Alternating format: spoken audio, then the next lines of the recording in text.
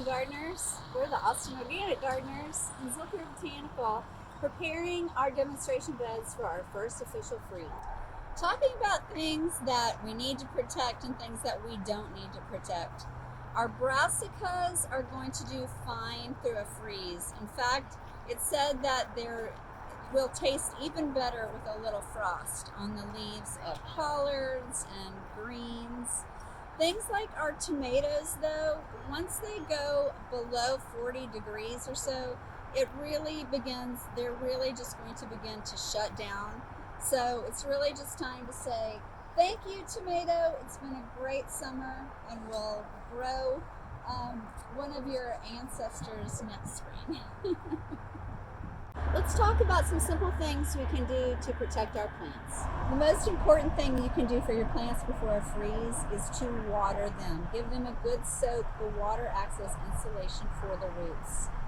We had a good rain yesterday, but you may want to water your trees, water your containers, bring them inside or close to the house if you can. Here we have two of our flowers that are growing. Our calendula, which does not need protection.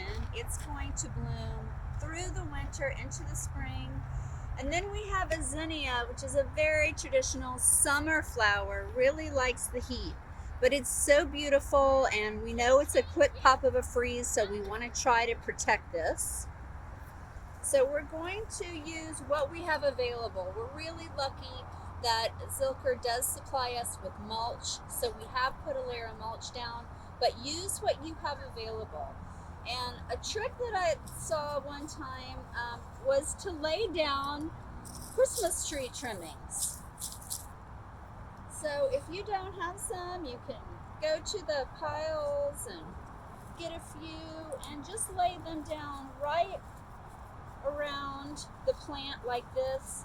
We're just trying to keep the roots warm and keep that cold wind off the base of our plants. So where we're going to use the pine as a ground mulch, we're going to leave it through the winter, and we're going to let these brown and let the pine needles fall and mix it into the soil. It will add a little needed acidity to our alkaline soils here in Austin. Now we know that the freeze that's coming is going to have some wind, and it's that cold north wind that just can decimate the leaves on our plants. So again, just use what you have. If you have row cover, that's ideal. If you have an old pillowcase, it's not ideal to use plastic bags, but that's what we have. So just to keep the wind off of these leaves, we're going to cover this, and we're going to tie it at the base and weight it down with a rock.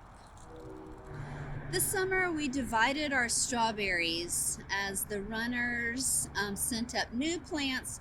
So we have some tender strawberries that we want to protect. We can do that easily with a container like this. Just be sure to weight it down if it's going to be in a windy area.